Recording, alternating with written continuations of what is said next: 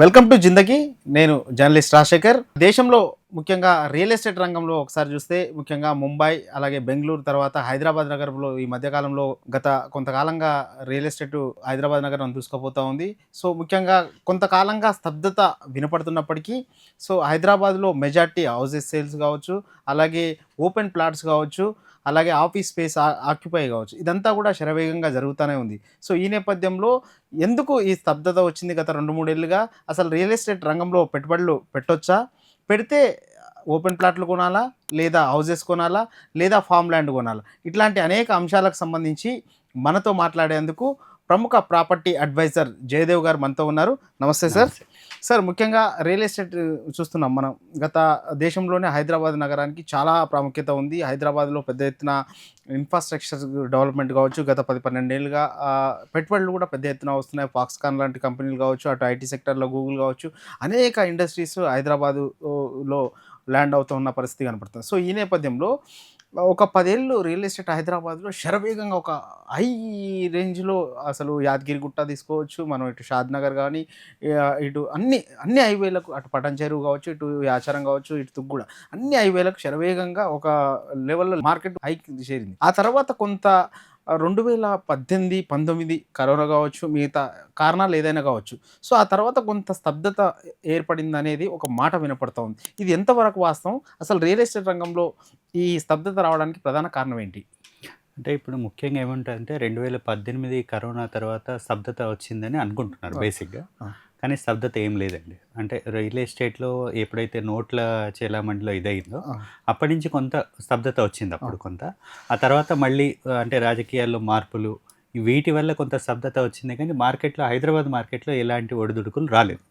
ఒకటేంటంటే గవర్నమెంట్స్ ఎప్పుడైతే చేంజ్ అవుతాయో పర్మిషన్స్‌కి వీటికి కొంత టైం, వాళ్ళకన్నీ అలవాటు అవ్వడానికి వీటికి టైం పడుతుంది.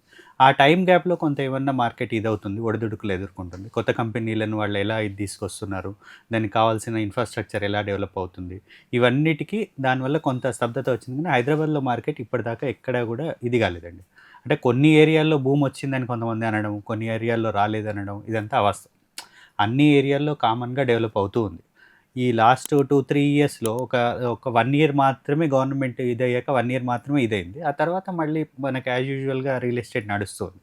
ఇప్పుడు ఏంటంటే ఒకటి ఇన్వెస్టర్స్ ఎలా వస్తున్నారు, మనకు బయట నుంచి ఎలా వస్తున్నారు అంటే వరల్డ్ మొత్తంలో క్రైసిస్ ఉంది కాబట్టి అంత క్రైసిస్. ఒక హైదరాబాద్లో క్రైసిస్ ఉందనేది కొంత క్రైసిస్ ఉన్నమాట వాస్తవం, కానీ పూర్తిగా రియల్ ఎస్టేట్లో ఇది వచ్చింది, మార్కెట్లో భూమి తగ్గింది, హైదరాబాద్ మార్కెట్ పడిపోయింది అనే పరిస్థితి అయితే ఏం లేదు. అంటే ముఖ్యంగా ప్రభుత్వాలు మారినప్పుడు పాలసీస్ మారుతా ఉంటాయి. సో ఆ పాలసీల వల్ల కాస్త పాలసీల వల్ల నెమ్మదించడం ఒకటి, ఇన్వెస్టర్లు ఎక్కడ ఇన్వెస్ట్ చేయాలి, పెద్ద కంపెనీస్ అంటే చాలా చోట్ల ఇప్పుడు ఫాక్స్కాన్ అని కొంగర్లో ఇది చేశారు. తర్వాత విజయవాడ హైవే అయింది, బుల్లెట్ ట్రైన్ ఒకటి కొత్తగా ఇప్పుడు ఎస్టాబ్లిష్ చేస్తున్నారు, మెట్రో విస్తరణ, ఎక్కడ ఏరియాలు ఎక్కడెక్కడ ఎలా తీసుకోవాలని పెద్ద ఇన్వెస్టర్స్ ఈ ఆలోచనలో కొంచెం ఇది అవుతుంది తప్పితే అక్కడ మార్కెట్ ఎక్కడ కూడా ఇదవుతుంది అనేది పరిస్థితి ఏం లేదండి. మార్కెట్ అన్ని చోట్ల పెరుగుతుంది. ఇంకొకటి హై రైజ్ అపార్ట్మెంట్స్ విపరీతంగా వచ్చాయి ఇప్పుడు. తర్వాత ఇండిపెండెంట్ హౌస్ కల్చర్ బాగా పెరిగింది, విల్లాస్కి ముఖ్యంగా ప్రాముఖ్యత ఇస్తున్నారు. ఇంకోటి బ్యాంకింగ్ రంగం కూడా బాగా సపోర్ట్ చేస్తుంది దీనికి. దీనివల్ల ఫైనాన్షియల్గా బాగా ఇది రిజర్వ్ బ్యాంక్ రెపో రేట్ తగ్గడం వల్ల కూడా రేట్ ఆఫ్ ఇంట్రెస్ట్ బాగా తగ్గింది. ఇంతకుముందు 10-11 వరకు వెళ్ళింది, 7.58 ఎల్ఐసి వాళ్ళని చూసుకోండి, ఎస్బీఐ వాళ్ళని చూసుకుంటే మీకు 7.58లో హౌసింగ్ లోన్స్ వస్తున్నాయి. కాబట్టి మిడిల్ క్లాస్ వాడు కూడా ఎఫర్ట్ చేయగలిగే పరిస్థితిలో ఇంకా ఉంది ఇప్పుడు హైదరాబాద్లో రియల్ ఎస్టేట్. సో ముఖ్యంగా మనం గత 10 ఏళ్లలో మాట్లాడుకుంటే యాదగిరిగుట్ట ఒక భూమి వచ్చింది. అసలు విపరీతంగా పక్కింటోడు కొంటుండు కాబట్టి మనం అప్పు చేసినా కొనాలా. సో షాద్నగర్లో పక్కింటోడు కొంటుండు, లేదా అయితే ఫ్రెండ్స్ కొంటురు, లేదా కొలీగ్స్ ఆఫీస్లో కొంటారు, మనం కూడా ఒక ప్లాట్ కొనాలనేది విపరీతం ఒక హై వచ్చింది. ఆ ధోరణితో చాలా మంది కొన్నారు. కానీ ప్రస్తుతం యాదగిరిగుట్ట, షాద్నగర్ లాంటివి పెద్దగా వినపడతలేవు. అయితే ఈ మధ్య కాలంలో ఎక్కువ 666, future city, outer ring road, ఈ పరిధిలో ఎక్కువగా కాస్త ఎక్కువ వెంచర్లు రావడం, కొత్త వెంచర్ రావడంతో పాటు ఎక్కువగా ఇన్వెస్ట్మెంట్ పెట్టడానికి ఆసక్తి చూపుతున్నారు.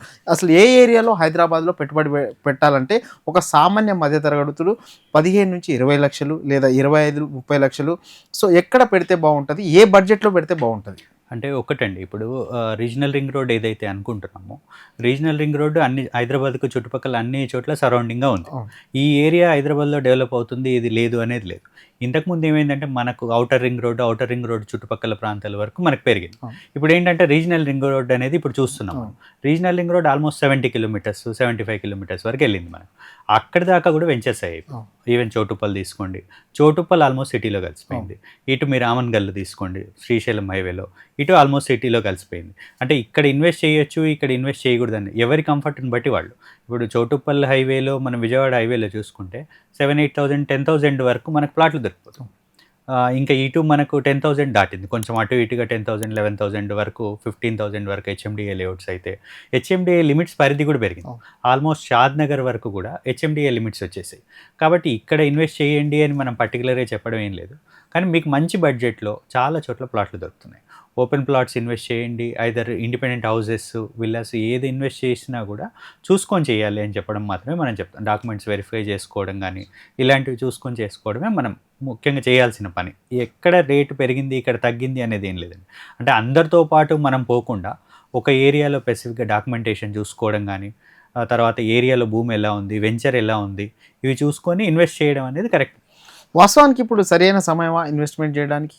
నిజం చెప్పాలంటే డబ్బులుంటే చాలా సరైన సమయం. ఇప్పుడు రియల్‌గా చెప్పాలి అంటే మనకు, అంటే మన ఇన్వెస్టర్స్ ఇప్పుడు ఏవైతే ఉన్నారో, ఇక్కడ హైదరాబాద్‌లో ఇన్వెస్ట్ చేసేవాళ్ళు ఏవైతే ఉన్నారో, 15-20 లక్షల బడ్జెట్‌లో మంచి మంచి ప్లాట్స్ దొరుకుతాయి. హెచ్ఎండిఏలో కూడా దొరుకుతున్నాయి ప్లాట్స్.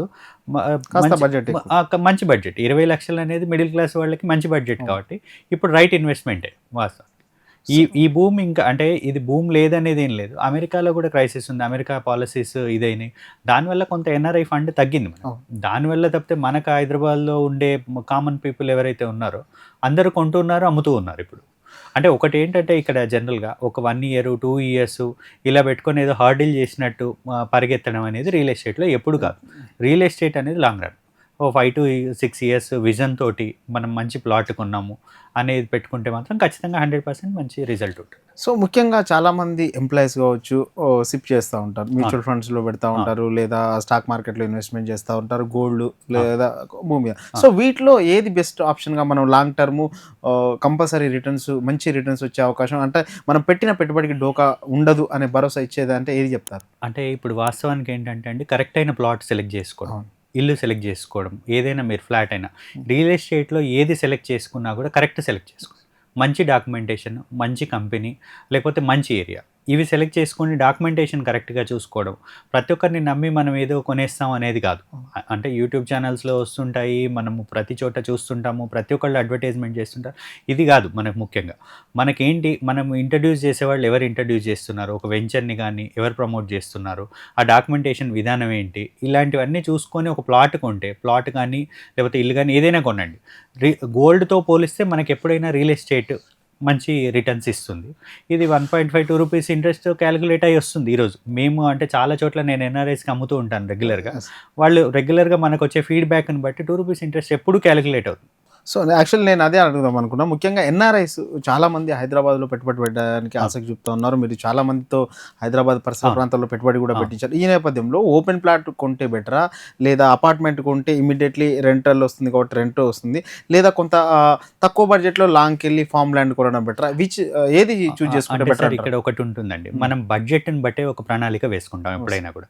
ఈ బడ్జెట్ ఎలా ఉంటుంది, మీరు 20 లక్షలు పెట్టినప్పుడు ప్లాట్ వస్తుంది మనకు జనరల్గా. అదే ఒక 50 లక్షలు పెడితే, 60 లక్షలు పెడితే మనకు అపార్ట్మెంట్లో కొనగలుగుతాం. 2 కోట్లు పెడితే కానీ విల్లా రావట్లేదు.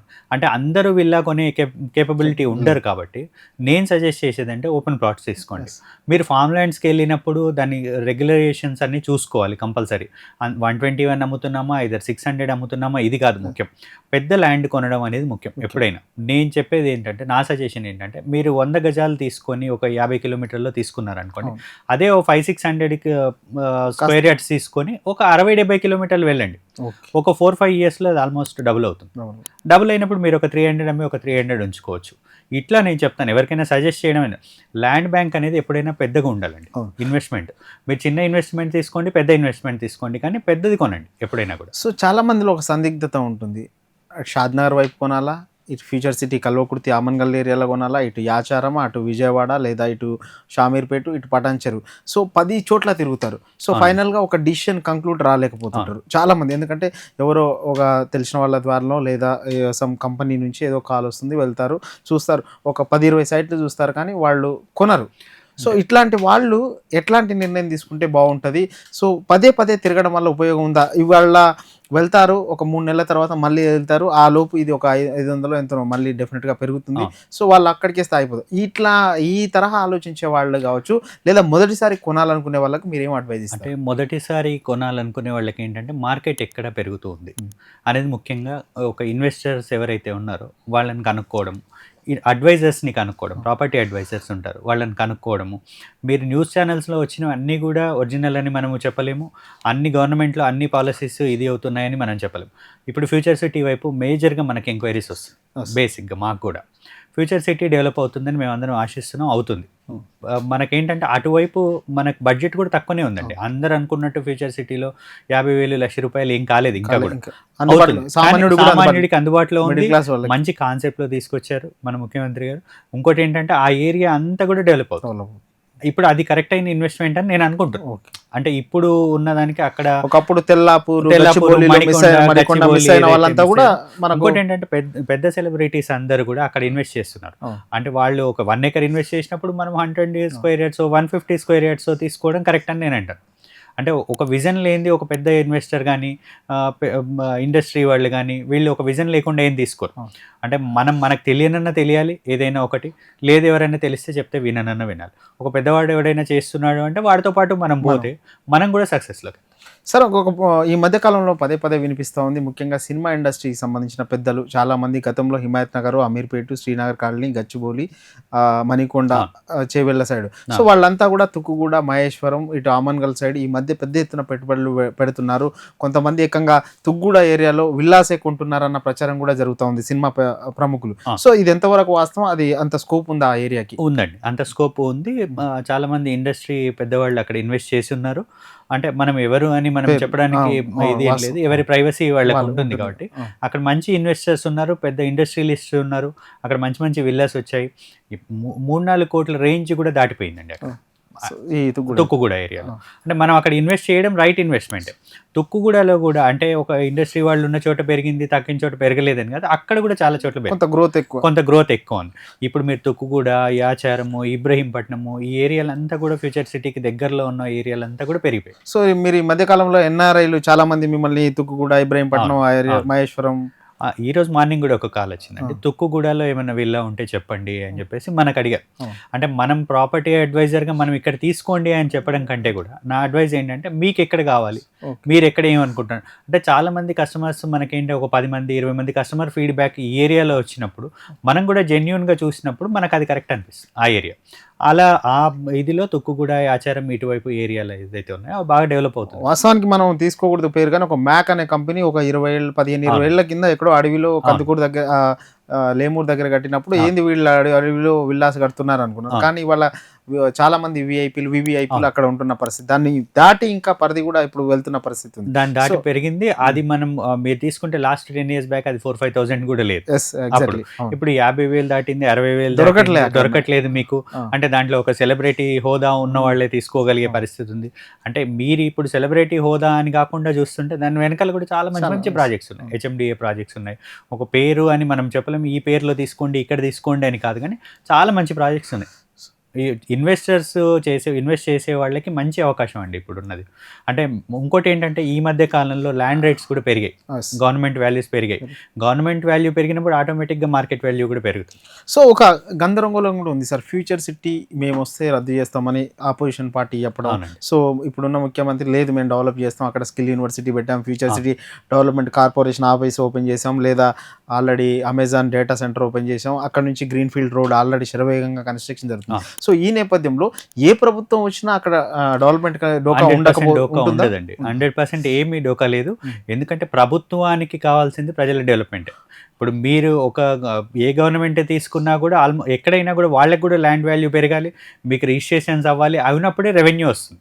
ఈ రెవెన్యూ రావాలంటే మీరు రియల్ ఎస్టేట్ డెవలప్ అవ్వాలి. మేజర్గా హైదరాబాద్లో కానీ తెలంగాణలో ఎక్కడైనా మీరు ఈ కంట్రీలో ఎక్కడైనా తీసుకొని రియల్ ఎస్టేటే ముఖ్యమైనది. సో అక్కడ నుంచి కాబట్టి అక్కడ 100% మీకు ఎక్కడ కూడా కంపెనీలు పోతాయి, లేకపోతే ఇంకోటి ఆ ఫ్యూచర్ సిటీ రాదు, ఇంకోటి అనేది తప్పుడు ప్రచారం ఇదైతే. వాస్తవానికి ప్రభుత్వానికి వచ్చే మేజర్ ఆదాయంలో రియల్ ఎస్టేట్ వాటా ఎక్కువ. అవునండి. సో ఈ నేపథ్యంలో ఫ్యూచర్ సిటీకి సంబంధించి రాబోయే ఒక 10 years తీసుకుంటే ఎట్లా ఉండబోతా ఉంది, అక్కడ సామాన్యులకు అందుబాటులో ఇప్పుడు ధరలు ఉన్నాయా?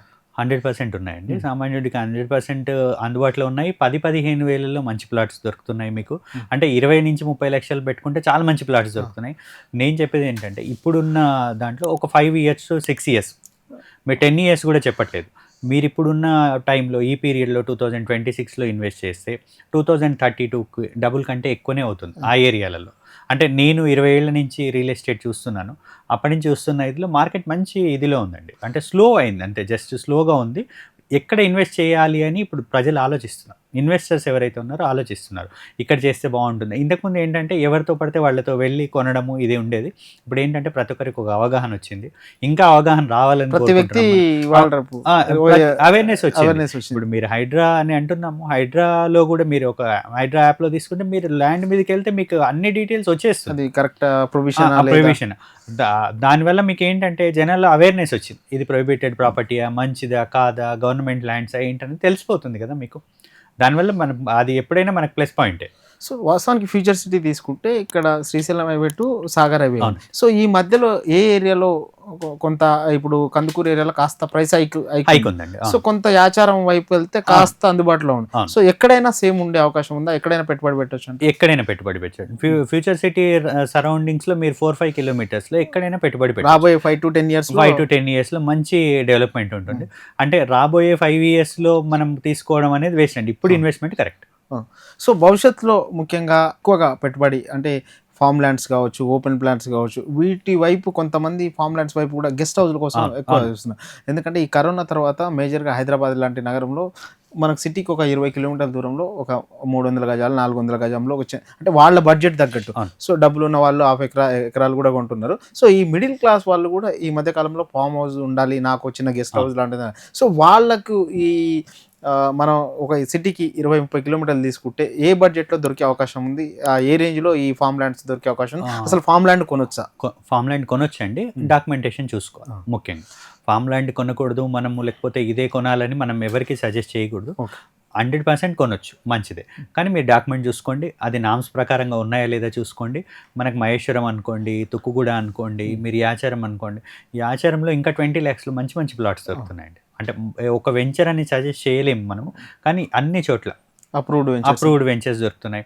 మీరు ఈవెన్ ఫామ్ ల్యాండ్స్ అయినా కూడా అదేం వేరే జోన్స్లో లేదు కాబట్టి అక్కడ కూడా మీరు తీసుకోవచ్చు. మంచి స్కోప్ ఉన్న ఏరియా అది. ఇంతకుముందు మేము దాదాపు ఒక 8 to 10 years కింద అప్పుడు చేసినప్పుడు మనం యాచారం ఎందుకు చేస్తున్నాం అనే ఒక ఐడియాలో ఉండేవాళ్ళు. ఇప్పుడు యాచారం కోసమే ప్లాట్లు ఎంక్వైరీ చేసేవాళ్ళు చాలామంది వచ్చారు మనకి. సాగర్ హైవేలో ఈ సాగర్ హైవే అనుకోండి, శ్రీశైలం హైవే అనుకోండి, ఈ కనెక్టివిటీ బెంగళూరు హైవేలో కూడా మనకు కొంత పార్ట్ ఇదవుతుంది. అక్కడ కూడా మనం ఇన్వెస్ట్ చేయొచ్చు. సార్ మనం ఇన్వెస్ట్మెంట్ చేసేటప్పుడు ప్రైస్ చూసుకోవాలా, లొకేషన్, రెండింటిలో ఎట్లా కంపారిజన్ చేసుకోవాల్సిన అవసరం? ప్రైస్ అనేది ముఖ్యం కాదు సార్, లొకేషన్ చూసుకోవాలి. మంచి లొకేషన్ అయితే మీకు ఆటోమేటిక్గా డెవలప్ అవుతుందండి. మీ ఆ లొకేషన్లో కరెక్ట్ అయిన డాక్యుమెంటేషన్లో మనం చూసుకొని లొకేషన్లు తీసుకుంటే ఈరోజు మనం 1 లక్ష రూపాయలు ఎక్కువ పెడతామేమో, కానీ మనకు ఫ్యూచర్ గ్రోత్ ఉంటుంది. ఇప్పుడు ప్రైస్ తక్కువ ఉంది కదా అని చెప్పేసి 10,000 ఉండే ఏరియాలో 5,000 ఇస్తున్నారంటే మాత్రం అది కరెక్ట్ కాదు.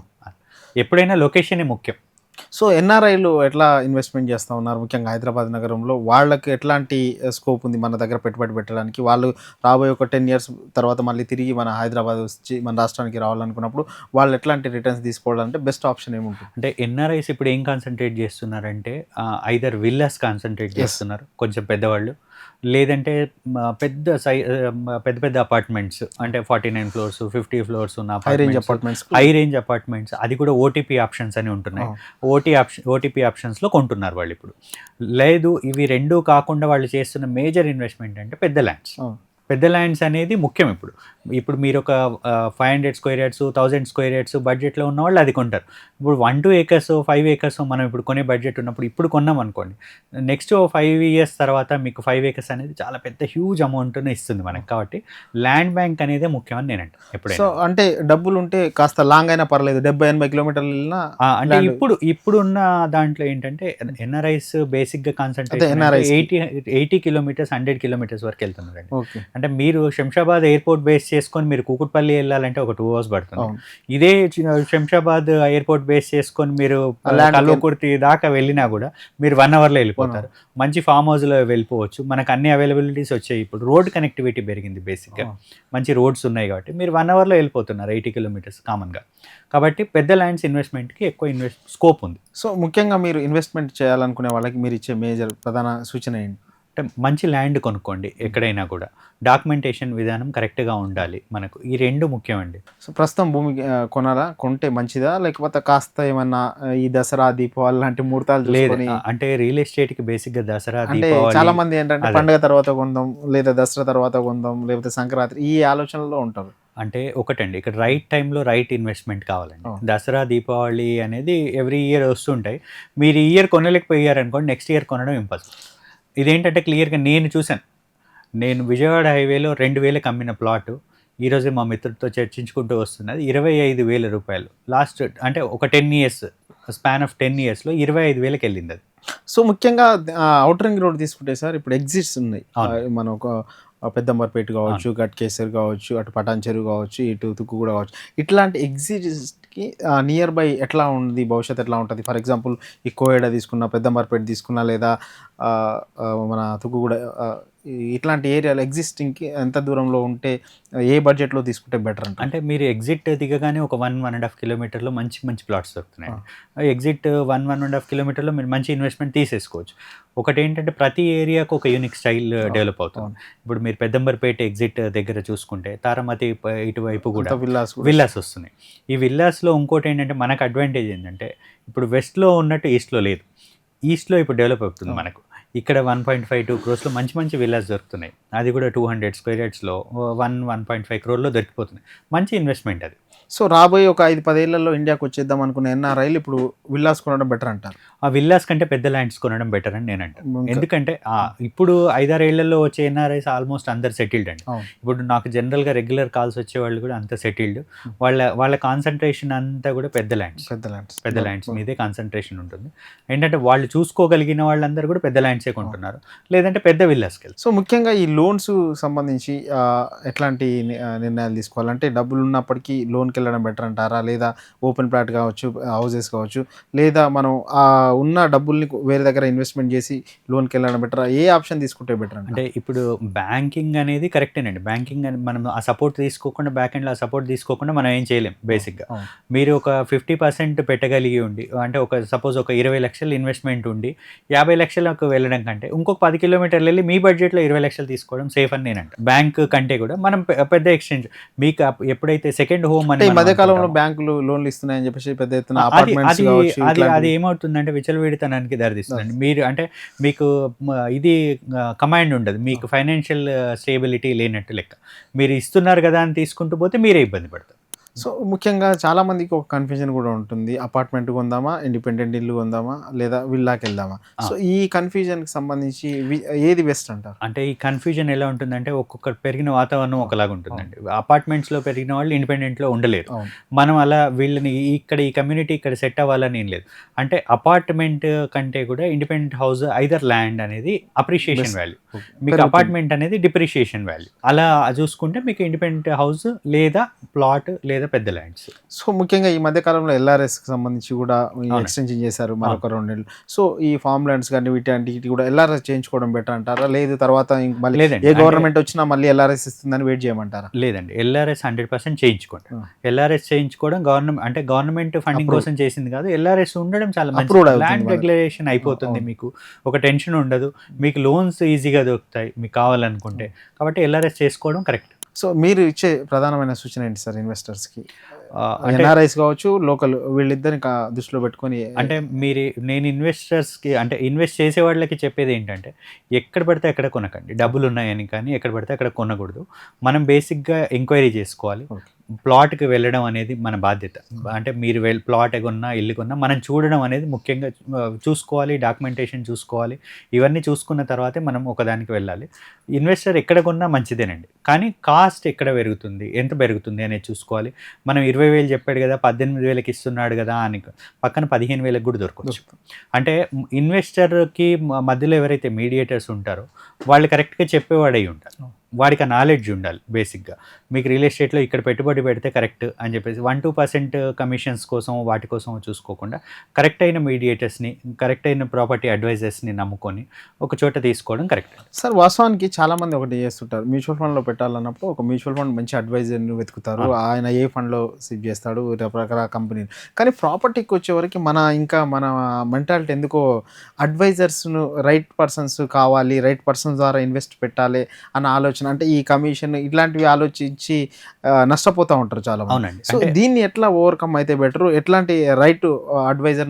అంటే నేను చెప్పేది ఒకటేనండి, మీరు ఒక ₹1,00,00,000 ఇన్వెస్ట్ చేస్తున్నారు, ఒక 1%లో ఒక 1 lakh పోతుంది మీకు. కానీ ఈ 1 lakh కోసం ఆలోచించి ₹1,00,00,000 ఒక 50 లక్షలు ₹1,00,00,000 నష్టపోవడం అనేది కరెక్ట్ కాదు.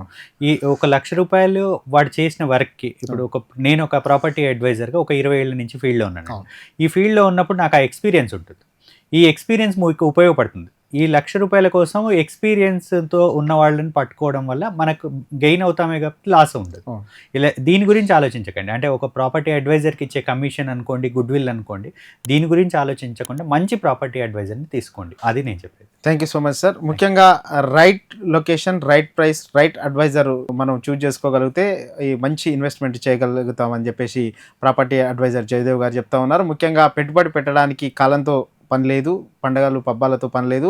సో డబ్బులు ఉంటే చాలు, ఎక్కడ ఇన్వెస్ట్మెంట్ చేసినా రాబోయే రోజుల్లో తిరిగి డబల్ రెట్టు మనం మళ్ళీ తిరిగి సంపాదించుకోవచ్చు అని కూడా చెప్తా ఉన్నారు. Thank you so much sir. Thank you.